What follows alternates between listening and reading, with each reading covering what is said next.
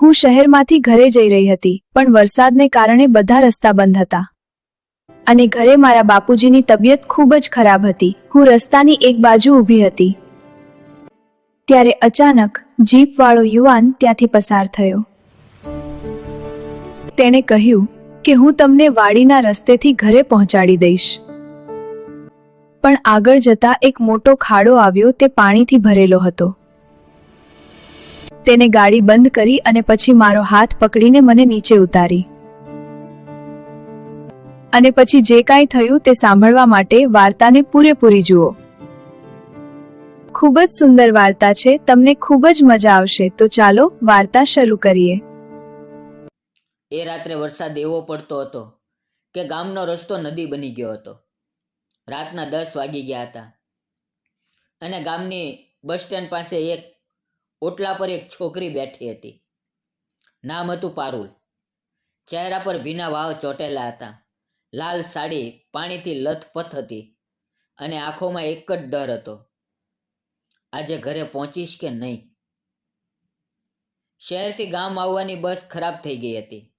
ડ્રાઈવરે કહ્યું, આગળ રસ્તો તૂટી ગયો છે, સવાર સુધી કોઈ ગાડી નહીં આવે. પારુલના હાથમાં એક નાનકડી પોટલી હતી અને એની અંદર એના બાપુજી માટે લાવેલી દવાઓ હતી. બાપુજીને હાર્ટની બીમારી અને તકલીફ હતી અને દવા ન મળે તો રાત્રે હાલત ખરાબ થઈ જાય. પારુલની આંખોમાં આંસુ આવી ગયા. અચાનક એ વરસાદમાં એક જીપ ધીમે ધીમે આવી અને ઓટલા પાસે ઊભી રહી. ડ્રાઈવર સીટ પરથી એક છોકરો ઉતર્યો, ઊંચો, પહોળી છાતીવાળો, ચહેરા પર વરસાદના ટીપાં અને હાથમાં એક મોટી છત્રી. એનું નામ હતું રાજ. તેણે કહ્યું, આટલી રાત્રે અહીંયા એકલા? તમારું ઘર ક્યાં છે? એનો અવાજ એટલો ગાઢ હતો કે વરસાદની ધાંધલ પણ થંભી ગઈ. પારુલ ડરી ગઈ, પણ એની આંખોમાં જોઈને રાજે ફરી કહ્યું, ડરશો નહીં, હું રાજ છું, આ જ ગામનો છું. આ મારી જીપ છે, તમે કહો તો હું તમને મૂકી જાઉં. પારુલે ધ્રુજતા અવાજે કહ્યું, શહેરમાંથી બાપુજીની દવા લઈને આવી છું. ઘર અહીંયાથી 3 કિલોમીટર દૂર છે, પણ રસ્તો તૂટી ગયો છે.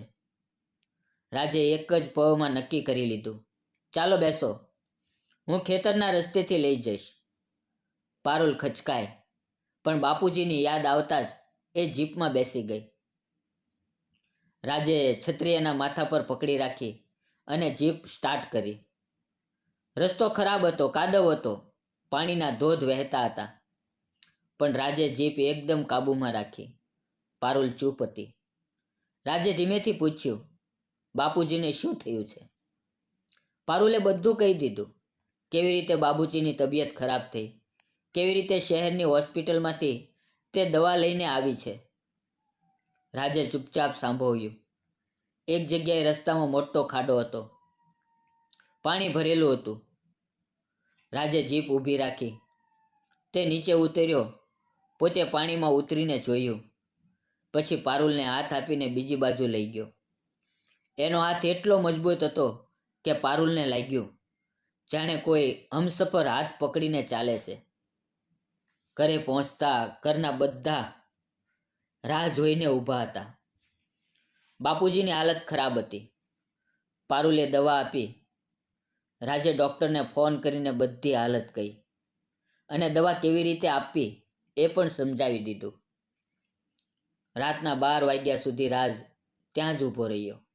બાપુજીની હાલત થોડી સારી થઈ ત્યારે ચૂપચાપ નીકળવા લાગ્યો.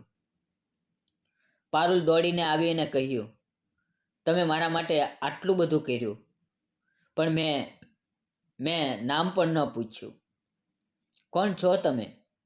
રાજે હસીને કહ્યું, આ જ ગામનો છું, મારું નામ રાજ છે. કંઈ કામ હોય તો યાદ રાખજો. અને એ વરસાદમાં પાછો નીકળી ગયો. એ પછી પારુલ રાજને ભૂલી ન શકી.